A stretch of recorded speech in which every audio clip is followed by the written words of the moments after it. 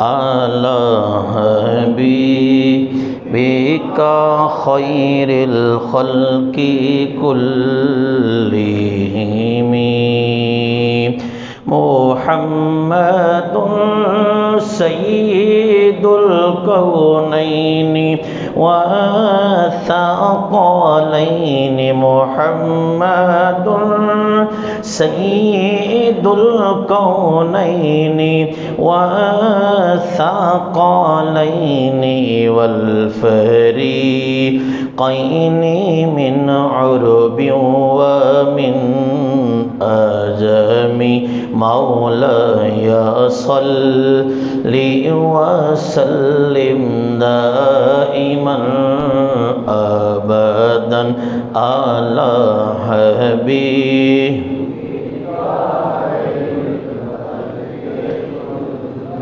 بسم اللہ الرحمن الرحیم. شہر رمضان الذی انزل فیہ القرآن. صدق اللہ مولانا العظیم وبلغنا رسولہ النبی الکریم الامین. ان اللہ وملائکتہ یصلون علی النبی یا ایہا الذین آمنوا صلوا علیہ وسلموا تسلیما. صلاۃ والسلام علیک یا سیدی یا رسول اللہ وعلی آلک واصحابک یا سیدی یا خاتم النبیین. حمد و ثنا کے بعد معزز و محتشم نمازیان کرام، گفتگو سے پہلے آپ تمام احباب کو بندہ ناچیز کی جانب سے، ہمارے نائب امام مدرس قاری محمد عاقف یاسین صاحب کی جانب سے، مسجد حاضہ کے خادمین کی جانب سے ماہ رمضان المبارک کی آمد بہت بہت مبارک ہو. دعا ہے رب کائنات ہمیں اس کا ادب اور احترام کرنے کی توفیق عطا فرمائے. بہت عظیم مہینہ، بڑا جلیل القدر مہینہ ہے.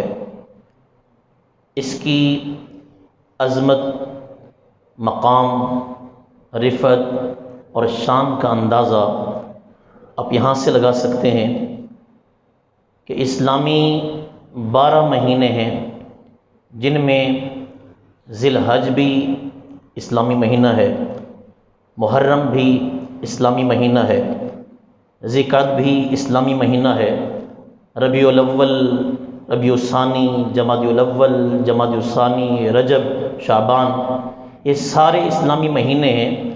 لیکن چند شخصیات، عورتوں میں سے حضرت مریم سلام اللہ علیہا کا نام قرآن پاک میں آیا ہے، مردوں میں سے سرکار کے صحابہ کرام میں سے حضرت زید بن حارثہ آپ کا نام آیا ہے، اور مہینوں میں یہ واحد ماہ رمضان المبارک ہے جس کا ذکر واضح الفاظ کے اندر قرآن پاک کے اندر آیا ہے. چنانچہ فرمایا شہر رمضان الذی، یہ وہ عظیم مہینہ ہے. کون سا؟ رمضان المبارک. کیا ہوا اس میں؟ انزل فیہ القرآن، اللہ نے اس کے اندر قرآن پاک نازل فرمایا ہے. ماہ رمضان المبارک کی تعریف اور اس کی ڈیفینیشن میں مفسر شہیر حضرت مفتی احمد یار خان نعیمی رحمۃ اللہ تعالی علیہ، بہت بڑے بزرگ گزرے ہیں، فرماتے ہیں یہ رمضان یا تو رحمان سے ہے، جیسے رحمان ہوتا ہے ایسے رحمان ہے کہ اللہ تعالیٰ کا نام ہے. اس میں چونکہ دن اور رات بندہ اللہ کی عبادت کرتا ہے اس لیے اس کو رمضان کہا جاتا ہے. یا پھر یہ رمضان سے نکلا ہے، اور رمضان اس موسم کو کہتے ہیں، اس بارش کو کہتے ہیں جو موسم خریف میں برستی ہے، اور اس موسم میں برس کر جتنی بھی مٹی گندلا پن ہوتا ہے، جتنی بھی گرد و غبار ہوتی ہے، دھل جاتی ہے. اس لیے اس کو رمضان کہتے ہیں. اور ماہ رمضان کو رمضان اس لیے کہتے ہیں کہ اس میں بندہ عبادات اتنی کرتا ہے کہ اللہ تعالیٰ بندے کے گناہوں کو دھو دیتا ہے، اس لیے اسے ماہ رمضان کہا جاتا ہے.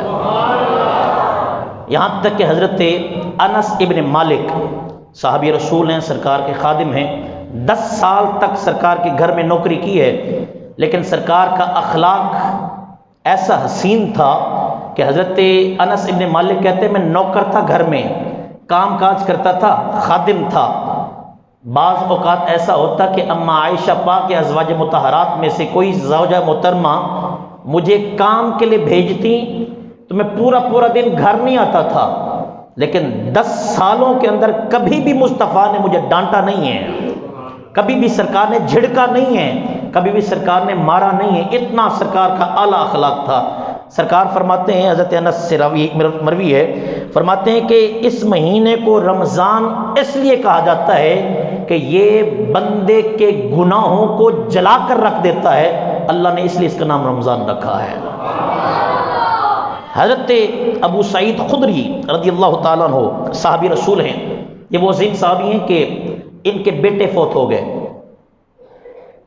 ہمارے ہاں ہم تراویح پڑھتے ہیں نا تو کچھ دوست شروع میں شوق ہوتا ہے، لیکن بعض پھر ایسا وقت بھی آ جاتا ہے کہ امام صاحب تراویح کے لیے اللہ اکبر کہتے ہیں اور دوست پیچھے بیٹھ کر گپے مارتے ہیں، باتیں کرتے ہیں۔ تکبیر اولیٰ کی قدر، اس کی اہمیت دیکھیں۔ حضرت ابو سعید خدری کا بیٹا فوت ہو گیا تو صحابہ کرام اکٹھے ہو کر آپ کے پاس آئے افسوس کرنے کے لیے۔ آپ ناراض ہوئے، غصے میں آئے، جلال میں آئے، فرمایا کل میری تکبیر اولیٰ چھوٹ گئی تھی، کل تو تم مجھ سے افسوس کرنے نہیں آئے تھے۔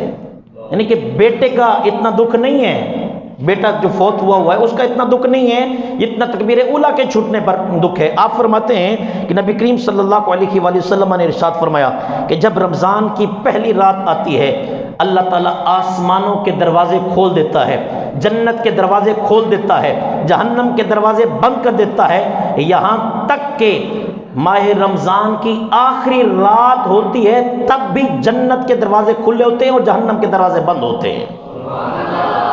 اور اگلا انعام بڑا کمال کا ہے، فرمایا کہ اس مقدس مہینے کی کسی رات میں، کسی دن میں جب اللہ کا بندہ عبادت کرتا ہے، مسلمانوں بڑے مقدس تم ہو، بڑی عظمت ہے تمہاری، فرمایا اس کی کسی رات میں یا کسی دن میں جب اللہ کی بندہ عبادت کرتا ہے تو ایک سجدہ کرتا ہے نا، اللہ تعالیٰ ایک سجدے کے عوض 1500 نیکیاں اس کے نام میں لکھ دیتا ہے، 1500 نیکیاں۔ اور فرمایا کہ جب یہ عبادت کرتا ہے اللہ تبارک و تعالی رمضان کی برکت سے اس عابد، اس زاہد، اس نمازی کے نام کا جنت میں ایک محل بناتا ہے، جو محل عام نہیں بلکہ سرخ یاقوتوں کے ساتھ بنایا جاتا ہے، اور ایک محل کے 60,000 دروازے ہوتے ہیں، ایک محل کے 60,000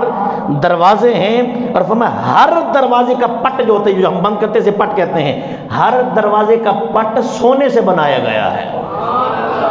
یہ عبادت ہے رمضان المبارک کی، جب بندہ عبادت کرتا ہے۔ اگلی بات سنیے، اسی حدیث پاک میں ہے، اور یہ حدیث پاک جو ہے یہ شعب الایمان کے اندر صفحہ نمبر 3، جلد نمبر 3 صفحہ نمبر 314 پر ہے۔ فرمایا کہ جب رمضان کے اندر عابد عبادت کرتا ہے اللہ تبارک و تعالیٰ اس عابد کے لیے، اس روزے دار کے لیے 70,000 فرشتوں کو پیدا فرماتا ہے۔ 70,000 فرشتے مل کر اس ایک بندے کے لیے مغفرت اور بخشش کی دعا کر رہے ہوتے ہیں۔ عام بندہ دعا کرے اللہ دعا قبول فرماتا ہے، تو فرشتے تو معصوم عن الخطا ہیں، ان سے تو غلطی ہوتی نہیں ہے، وہ اللہ کے مقرب ہوتے ہیں، اللہ کے قریبی ہوتے ہیں۔ اللہ اپنے بندے سے اتنی محبت فرماتا ہے کہ اس ایک بندے کی مغفرت کے لیے 70,000 فرشتوں کو پیدا فرماتا ہے، اور وہ 70,000 فرشتے ہر وقت، ہر لمحہ یہ دعا کرتے ہیں یا اللہ اس کی بخشش فرما دے، یا اللہ اس کی بخشش فرما دے، یا اللہ اسے جنت عطا فرما دے، یا اللہ اسے جہنم سے آزادی عطا فرما دے۔ فرمایا کہ جب عابد عبادت کرتا ہے، ایک سجدہ کرتا ہے، اس سجدے کے عوض اللہ تبارک و تعالی اس بندے کے نام کا جنت میں اتنا بڑا درخت لگاتا ہے کہ کوئی بندہ بہت تیز گھوڑا چلنے والا اس درخت کے نیچے 500 سال تک دوڑتا رہے تب بھی اس درخت کی مسافت کو پورا نہیں کر سکتا ہے۔ اتنا عظیم مہینہ، سرکار نے فرمایا من صام رمضان ایمانا و احتسابا غفر لہ ما تقدم من ذنبہ. فرمایا یہ ایسا عظیم مہینہ ہے، جو شخص اس مہینے کا روزہ رکھتا ہے اللہ تبارک و تعالی اس بندے کے پچھلے اور اگلے سارے گناہوں کو معاف فرما دیتا ہے. من قام رمضان، وہ تو ساما اب ہے کاما، جس نے اس مہینے کی تراویح پڑھی اللہ تعالیٰ اس کے پچھلے سارے گناہوں کو معاف فرما دیتا ہے. تو یہ ہمارے لیے بہت بڑا انعام ہے. نبی کریم صلی اللہ علیہ وآلہ وسلم نے ارشاد فرمایا، حضرت جابر ابن عبداللہ اس کے راوی ہیں، فرماتے ہیں کہ سرکار نے ارشاد فرمایا کہ ماہ رمضان کے صدقے اللہ تبارک و تعالیٰ نے مجھے اور میری امت کو 5 وہ انعام عطا فرمائے ہیں جو نہ آدم کو دیے، نہ موسیٰ کو دیے، نہ عیسیٰ کو دیے، نہ یحییٰ کو دیے. کسی بھی نبی کو یہ انعام نہیں ملے جو ماہ رمضان میں اللہ نے میری امت کو انعام عطا فرمائے ہیں. یا رسول اللہ وہ کون سے انعام ہیں؟ پہلا، جب اس کی پہلی رات آتی ہے جو اب گزری ہے، جب اس کی پہلی رات آتی ہے اللہ تعالیٰ بندوں کی طرف نظر رحمت فرماتا ہے. اور ابھی تک جو باتیں کی ہیں میں نے کوئی قصہ کہانی نہیں، یہ سارے کے سارے مصطفیٰ کے فرامین بیان کر رہا ہوں. میں اکثر ایک جملہ تقریروں میں کہا کرتا ہوں کہ مفسر کی بات غلط ہو سکتی ہے، محدث کی بات غلط ہو سکتی ہے، ڈاکٹر کی بات غلط ہو سکتی ہے، انجینئر کی بات غلط ہو سکتی ہے، لیکن مصطفیٰ کا فرمان کبھی غلط نہیں ہو سکتا ہے. میرے آقا نے فرمایا پہلا انعام یہ ہے، اس کی پہلی رات آتی ہے اللہ تعالیٰ اپنے بندوں کی طرف نظر رحمت فرماتا ہے. جب وہ تراویح پڑھ رہے ہوتے ہیں، جب وہ سجدے کر رہے ہوتے ہیں، اللہ نظر رحمت فرماتا ہے. فرمایا جس پر اللہ کی نظر رحمت پڑ جائے اللہ اسے جہنم سے آزاد فرما دیتا ہے. پہلا انعام. دوسرا انعام، فرمایا دوسرا انعام یہ ہے کہ شام کے وقت روزہ دار کے منہ سے جو بو پیدا ہوتی ہے نا، بھوک کی وجہ سے، بولنے کی وجہ سے، قرآن پاک کی تلاوت کی کثرت کی وجہ سے، ذکر اذکار کی وجہ سے، بولنے کی وجہ سے، بول بول کر کھاتا کچھ نہیں ہے، پیتا کچھ نہیں ہے، اس کے منہ میں سمیل پیدا ہوتی ہے. اللہ تبارک و تعالیٰ کو وہ سمیل اور وہ بو جو ہے مشک اور عنبر سے بھی زیادہ پسند ہے. اور بندہ اللہ ناز فرماتا ہے، فخر فرماتا ہے، اے فرشتوں تم کہتے تھے یہ لڑیں گے، تم کہتے تھے یہ قتل کریں گے، دیکھو میرے لیے کیسے بھوک برداشت کر رہے ہیں، میرے لیے کیسے پیاس برداشت کر رہے ہیں، میرا ذکر کر رہے ہیں. تیسرا انعام، فرمایا فرشتے اس روزہ دار کے لیے ہر وقت دعا کرتے رہتے ہیں.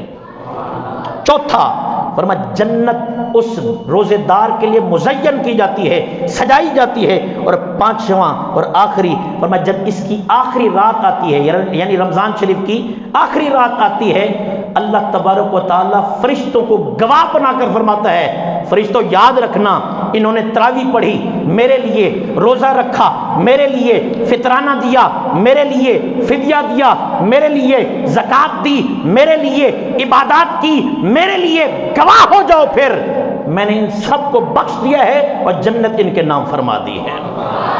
اللہ تبارک و تعالی ہمیں ماہ مقدس کا ادب اور احترام کرنے کی توفیق عطا فرمائے.